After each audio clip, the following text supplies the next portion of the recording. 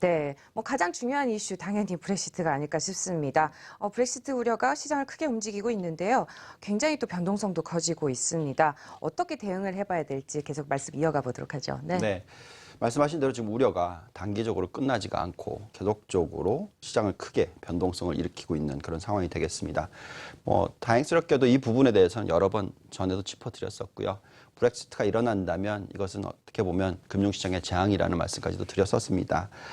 그 이유를 놓고 보시면 아무래도 영국뿐만 아니라 그 이후에 다른 유로 국가들의 탈퇴가 일어날 수 있는 가능성이 있기 때문에 그만큼 변동성을 일으키는 그런 상황이 되겠습니다. 시나리오 분석은 전에도 해드렸는데 왜 그러면 이렇게 불안한 심리가 자꾸 유발이 되는지를 좀 보시면은 그 이유는 여론조사들이 자꾸 올라오고 있습니다. 네. 근데 이 여론조사들이 추세가 찬성이 계속 늘어나고 있고 반대는 줄어들고 있는 그런 상황이 나타나기 때문에 그렇습니다. 지금 보시면은 여론조사 업체인 ICM에서 발표한 내용을 보면은 전반적으로 찬성이 지금 53%, 반대가 47%라는 얘기가 나오고 있고요. 이렇게 되면서 찬성 지지율이 1%포인트 올라갔고 반대로 반대하는 지지는 1%포인트 하락하는 모습이 나오고 있습니다. 또 유고브랑 타임스 조사를 놓고 보시면 또 브렉시트 찬성이 54%, 반대가 46%, 이렇게 찬성이 좀 더 높은 그런 상황이 나오고 있습니다. 마지막으로 그 오피니움이라는 온라인 조사에서는 반대가 더 많다는 얘기는 하고 있습니다. 어쨌든 전반적으로 이렇게 찬성과 반대가 거의 비슷한 수준이 나오다 보니까 그렇다 보니 핵심 변수가 브렉시트의 여부가 되겠습니다. 또 여기에 가장 중요한 것이 아무래도 투표율이 될 것 같습니다. 자, 브렉시트 관련해서는 그 투자 전략 포인트를 전에도 좀 짚어드렸는데 다시 한번 짚어보겠습니다. 브렉시트 가능성을 한 절반 정도로 생각을 하시고 변동성 시장에 대비하라고 계속 말씀을 드려왔었고요. 네. 향후 한 2주도 안 남았죠, 이제는. 이런 상황에서는 투자 종목을 발굴하고 또 국가별 매력도를 판단하는 시기를 가져보는 필요가 있고요. 여기에 변동성을 즐기실 필요가 있다고 말씀을 드리고 있습니다. 만약에 브렉시트가 반대가 일어난다면 앞으로 발굴했던 이런 종목과 국가들의 투자를 적극적으로 하실 필요가 있다고 말씀을 드리고 있고요. 왜냐하면 그만큼 시장이 하락한 만큼 다시 반등을 할 수 있다고 생각을 하고 있습니다. 하지만 만약에 찬성이 일어났다. 이런 경우에는 아무래도 변동성이 크게 확대를 할 수 있다. 또 좀 길게 보면 한 10% 정도의 시장 조정이 있을 수가 있다는 생각이고요. 여태까지 벌써 4, 5% 가까이 시장 조정이 있었다고 보여집니다. 그렇죠. 네. 여기에 만약에 헤징 전략을 쓴다면 당연히 상대적으로 매력이 있는 미국을 매수를 하고요. 반대로 스톡스 50 유럽 지수라든지 푸찌 영국 지수를 매도를 하는 전략을 펴는 것이 좋겠다고 말씀드리겠습니다. 자, 여태까지 그 브렉시트가 찬성이 일어났다면 결국 굉장히 안 좋을 수 있는 부분이 영국으로의 투자가 줄어들면서 영국의 부동산 가격이 하락을 하고 부동산 가격이 하락을 하면서 경제 성장률이 마이너스로 가고 또 이것이 EU에 영향을 미칠 수 있다는 얘기를 해드렸고 또 글로벌 금융 위기가 올 수가 있다는 생각을 가지고 있습니다. 이 부분을 좀 더 자세히 들여다보면 GDP 성장률 자체가 영국이 거의 장기적으로 2에서 5% 정도 하락할 수 있는 부분, 그리고 시장 자체도 단기적으로 20% 이상 푸찌가 하락할 수 있는 그런 경우가 생길 수가 있고요. 또한 그 영국 내 금융기관의 거의 3분의 1이 영국에서 EU로 이전할 수 있다는 부분도 있습니다. 그래서 여러 가지 봤을 때 이 부분이 가장 비관적인 시나리오가 되지 않을까 생각을 하고 있고요. 하지만 브렉시트가 일어났다 하더라도 가장 긍정적인 시나리오도 볼 수가 있습니다. 그러니까 그 부분은 뭐냐면 이것이 이제 2년 정도의 여유가 있습니다. 재협상을 해야 되는 부분이고요. 결정이 나고 나면 재투표는 없고요. 당연히 2년 후에는 탈퇴가 되는 부분입니다. 그렇지만 그 2년 동안에 여러 가지 장치가 만들어질 수가 있다고 생각이 됩니다. 영국이 독립성을 일부 양보를 하면서 경제적인 혜택을 취득하려고 좀 노력을 하다 보니까 좀 상충작용이 이럴 수 있다는 것이고요.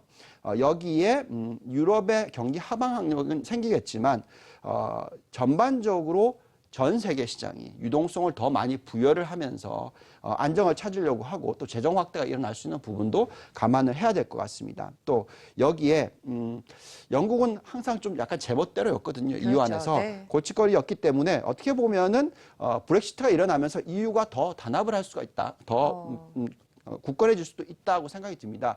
또한 독일이 가장 큰 역할을 하고 있는데 독일의 위상이 더 높아질 수도 있다고 생각을 하고 있습니다.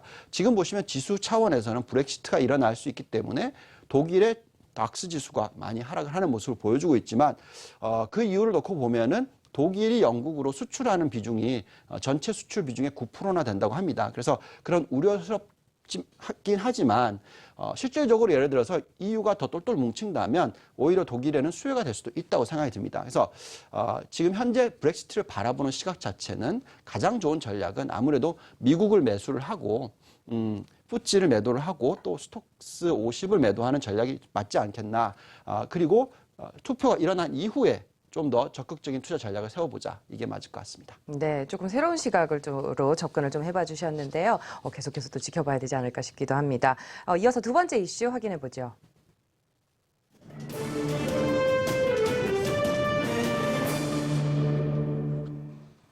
네, 두 번째 기사입니다. 중국의 경우 이제 경제 투자 증가율이 하락을 해도 안정을 찾아가고 있다라는 외신인데요.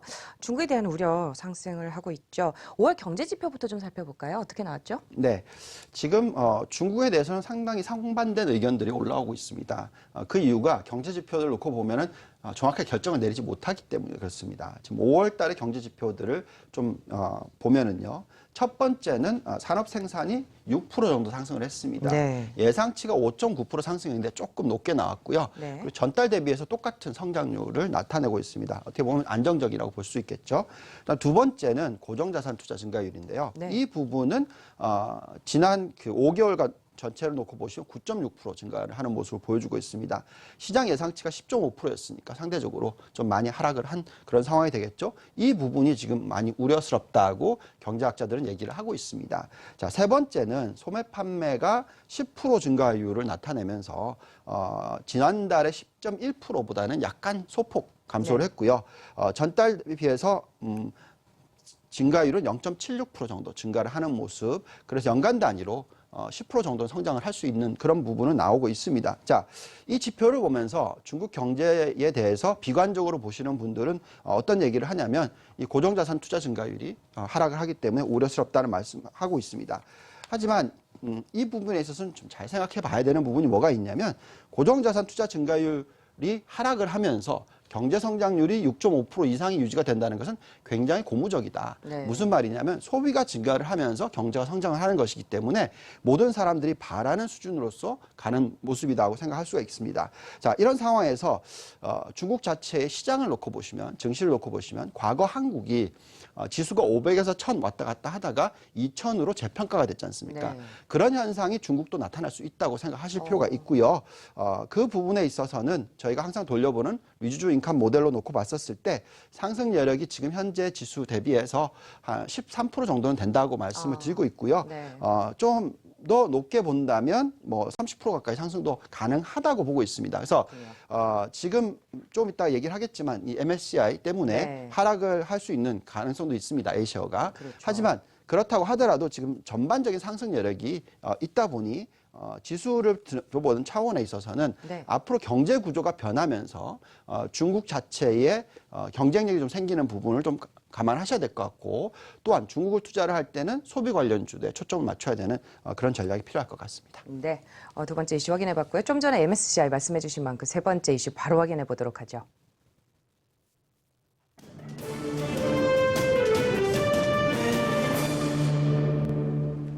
네, 조금 전에 전해드린 것처럼 중국 A주의 MSCI 신흥지수 편입이 불발되었다는 소식입니다. 관련 브리핑 바로 확인해 보시죠. 박지원 캐스터가 전해드립니다. 네, 중국 A주가 모건 스탠리 캐피탈 인터내셔널 이 MSCI 신흥지수 편입에 실패했습니다. 올해로 세 번째 도전이었는데요. CNBC 등 주요 외신들은 조금 전 6시쯤에 미국 뉴욕에 본사를 둔 글로벌 최대 주가지수 사업자인 MSCI가 중국 본토 A주의 신흥시장지수 편입을 유보하기로 결정했다는 소식을 전해왔습니다. 이와 함께 우리나라 역시 3년 만에 재도전한 MSCI 선진지수 검토 대상국 진입에 또 한 번 실패했습니다. 이 같은 결정은 우리나라 증시에 심리적 부담으로 작용할 전망인데요. 하지만 14일에 우리나라를 방문했던 MSCI 고위 관계자는 중국 본토 증시의 MSCI 신흥국지수 편입은 시간 문제일 뿐 확정적이라면서 중국 금융당국이 신흥국지수 편입을 성사시키기 위해 적극적으로 노력하고 빠른 속도로 제도 개선을 이뤄낸 점을 높이 평가한다고 말한 바 있습니다. 이번이 아니더라도 편입 자체는 이뤄질 것이라는 이야기입니다. 금융위원회는 MSCI 경기지수 조정 결과 발표 직후인 오늘 오전 8시 광화문 정부 서울청사에서 기획재정부 등 관련 기관과 함께 긴급 금융시장 점검 회의를 가질 예정인데요. MSCI 지수 조정 결과가 국내 시장에 미칠 영향과 대응 방안을 집중 논의하기로 했습니다.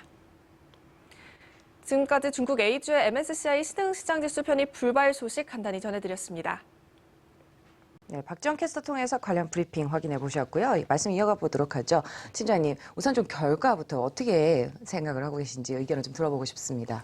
뭐 실질적으로 이 결과가 별로 시장에는 영향을 미치지 못한다는 네. 결론을 내려드릴 수 있고요. 말씀하신 대로 지금 보면은 A 지수가 흔히 말하는 유통 시가총액이라고 하죠. 네. 5% 부분 편입된 내용입니다. 네, 이 부분이 결국 유보가 됐고요. 중국의 A시어.